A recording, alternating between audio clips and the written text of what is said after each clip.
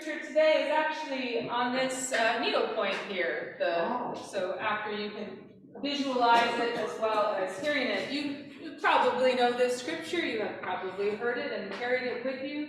I find it calm and comfort, especially as we remember those who have gone before. It is Hebrews chapter 12, verses 1 through 3.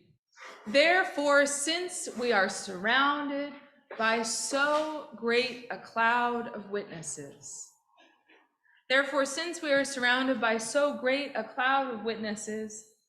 let us also lay aside every weight and sin that clings so closely, and let us run with perseverance the race that is set before us, looking to Jesus, the pioneer and perfecter of our faith, who for the sake of the joy that was set before him, endured the cross, disregarding its shame, and has taken his seat at the right hand of the throne of God.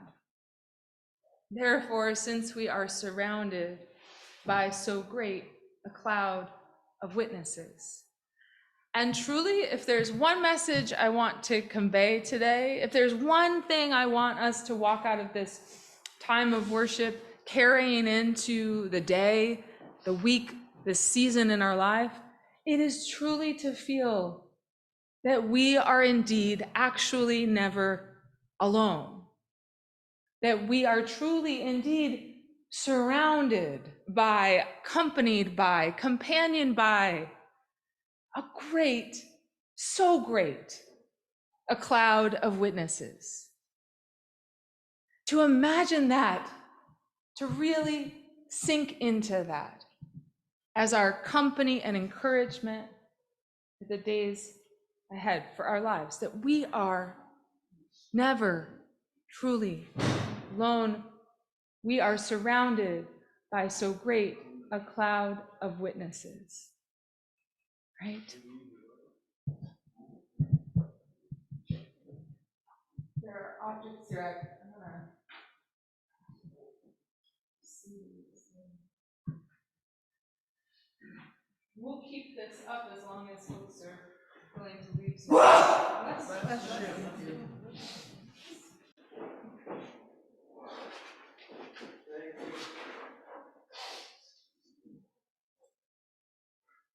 Thank you, Kim. I truly do mean any time during this service, as you think of people who you want to be on this altar, please do come up and put their name on this altar. As the service happens, you are welcome to bring those names into this sacred space. There's another scripture. It's Matthew chapter 5, verses 1 through 12, and you also probably know this scripture. Now, listening to it on All Saints' Day, I think it has a slightly different resonance. As I read it, I thought there's a depth of peacefulness in it that sometimes I don't hear. So here's the scripture, Matthew 5, 1 through 12. When Jesus saw the crowds, he went up the mountain, and after he sat down, his disciples came to him. Then he began to speak and taught them, saying, "Blessed are the poor in spirit, for theirs is the kingdom of heaven. Blessed are those who mourn, for they will be comforted. Blessed are the meek, for they will inherit the earth. Blessed are those who hunger and thirst for righteousness, for they will be filled. Blessed are the merciful, for they will receive mercy. Blessed are the pure in heart, for they will see God. Blessed are the peacemakers, for they will be called children of God. Blessed are those who are persecuted for righteousness' sake, for theirs is the kingdom of heaven. Blessed are you when people revile you and persecute you and utter all kinds of evil against you falsely on my account. Rejoice and be glad, for your reward is great in heaven. For in the same way they persecuted the prophets who were before you.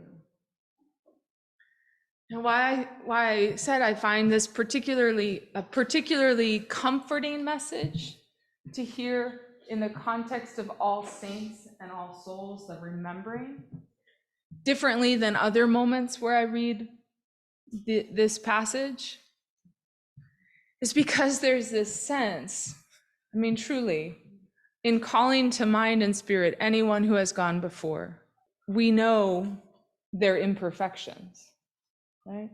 When we call to mind somebody who is to us a saint, a waymaker, an ancestor of our way, we don't mostly, I don't think, maybe I'm talking out of turn, but I think it's attested, mostly we aren't turning to them as comfort and strength and encouragement because they lived their lives perfectly, because each moment of their life was saintly, because they glowed from the inside out with a divine radiant light all the time, right?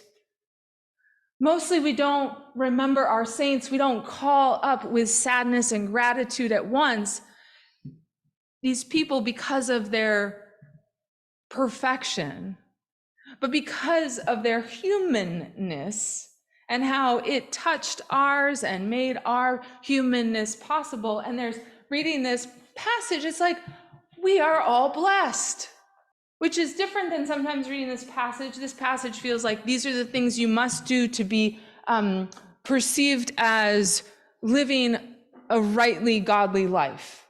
And there is so much justice-based work that this passage invites us to, right? Blessed are the peacemakers. Like, what does it mean to make peace and to go about doing that while we're alive? And that is a particular calling, right? To imagine, or do you feel called to be a peacemaker in this time and place? Well, what does that mean? And you will find blessedness in that, even while it will be hard. And there's always multiple resonances in our scriptures. And there's a way in that this heard on All Saints as we call our beloveds, long past, recently passed, into our hearts and minds, is like a deep blessing that for me rings as, oh my, we truly are all blessed. All blessed. All blessed. And we are never alone. Simple, radical notions. We are all blessed. Blessed are you. And to invite a peaceableness, even as we think about those who have gone before and made way, it's a version of saying they are at their blessed rest, right? This idea of those who have gone before being at rest, being in peace. That there's a depth of peacefulness, that the roiling, that the stirring has come to rest. That truly we are all blessed. We will have a chance to say the names. Sorry, we will have a chance to say the names of those here. But truly, even just from where you are, looking at them, these names, looking at the objects and photos here, the flag, all these photos on this side, we'll keep these up. Already the invocation of a spirit greater than we knew was here.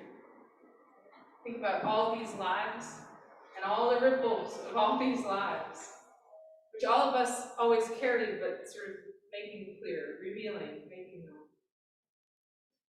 To remind us that we are never alone, that in every struggle, we are still deeply, truly blessed.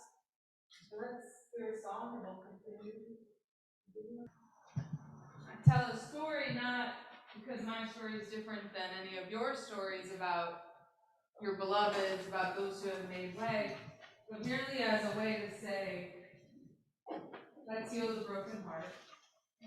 Let's heal the broken heart in the world, and We have tools to do that. We have gifts from those who have gone before. We have objects, we have pictures, we have their name, we have stories, we have imaginations that can put us inside of the struggles that they lived and journeyed with, and all of the negotiations they made to do the best that they could.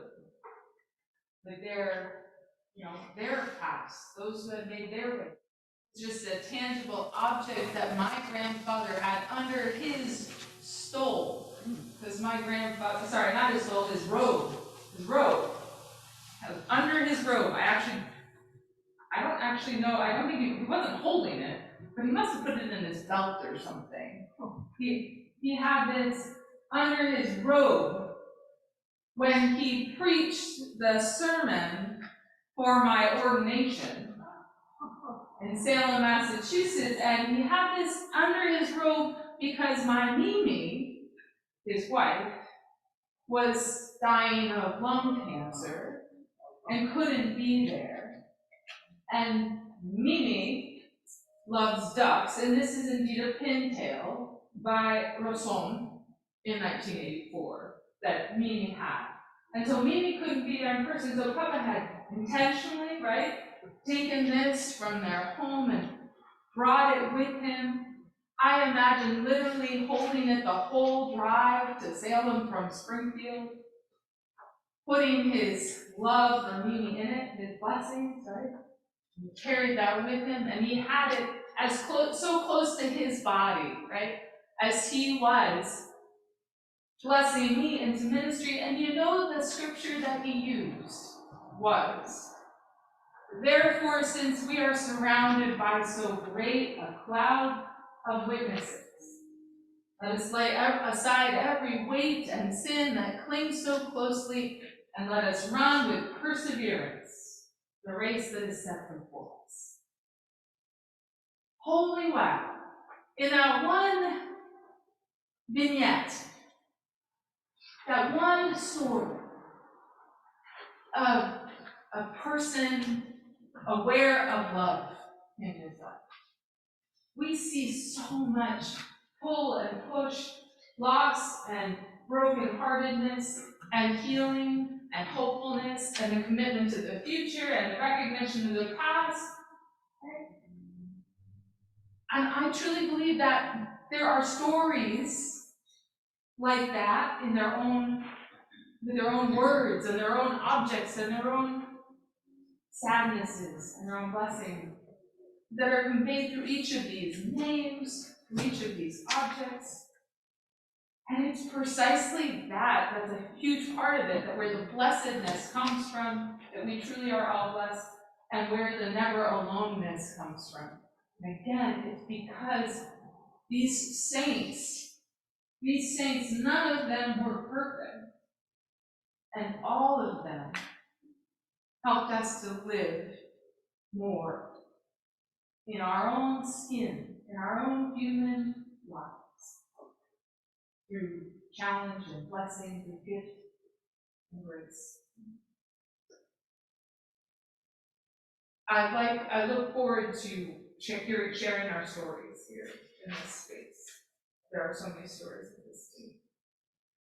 We're going to gather our stories into a prayer and communion space together.